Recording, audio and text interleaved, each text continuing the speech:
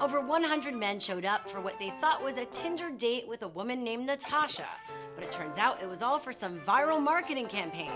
You're watching What's Trending, I'm Shira Lazar. Be sure to like this video and subscribe for more social media news daily. This is Natasha Aponte, a model and actress from New York City. She messaged a lot of guys on Tinder, and over a series of weeks, made plans to meet up with them at a free DJ performance near Union Square. One of these men detailed his history of talking to Natasha through Tinder, how she disappeared for several weeks, then invited him to this DJ set out of nowhere. Misha said that all these guys were milling about when Natasha ultimately took the stage and said, "I've invited you all here for a chance to go on a date with me," and proceeds to give a Hunger Games speech about what it's gonna take to date her. As you may or may not know, my name is Natasha, and I have a confession to make for everyone here.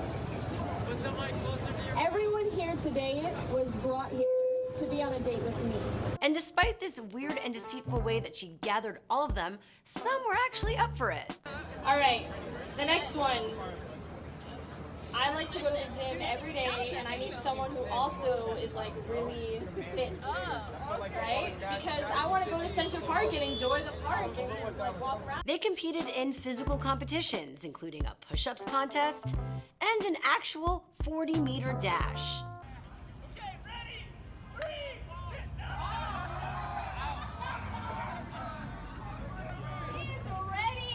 He's ready. And this girl has got some cojones because she also listed physical requirements that she expected. No long beards, no beer bellies, nobody under 5'10". And this all begs the question, if she was really looking for love, then why did she invite guys that didn't fit those standards? There were some other requirements too. No Trump supporters, that makes sense, and no one who was dumped by their previous girlfriend. Raise your left hand if in the last relationship the girl broke up with you. So anyone who raised your left hand, please leave because I completely trust her judgment. And as you can imagine, this came as a huge surprise to some of these guys who didn't realize they were part of some sort of viral event. I think a lot of people are probably ashamed to be there, so I think some people just quietly walked away. But it was a strangely obedient audience for the little bit of time I stayed. They just wanted to meet someone, maybe have a good and some of them strongly voiced their displeasure, with one man steadily screaming "bullshit" during Natasha's speech. Bullshit!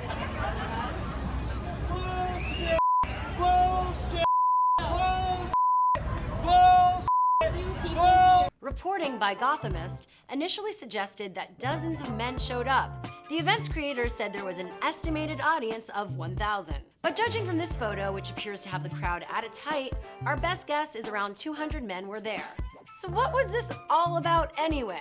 The answer to that comes from a man named Rob Bliss, who confirmed to Gothamist that he produced the Tinder event.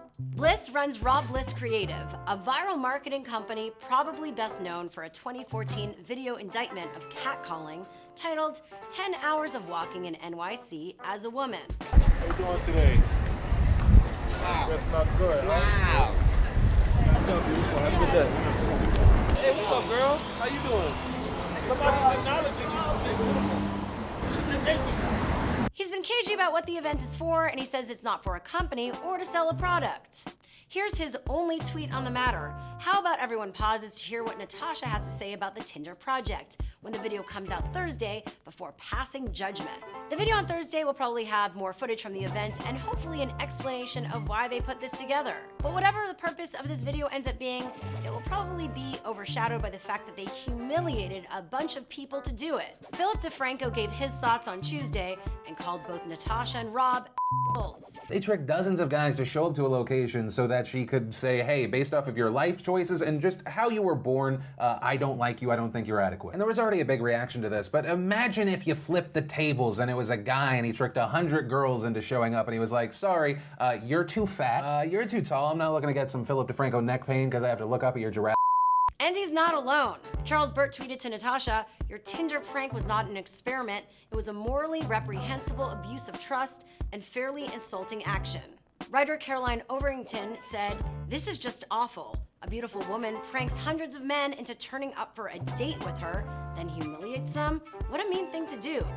I see both sides. I do think this is totally mean. I would never do this to anyone.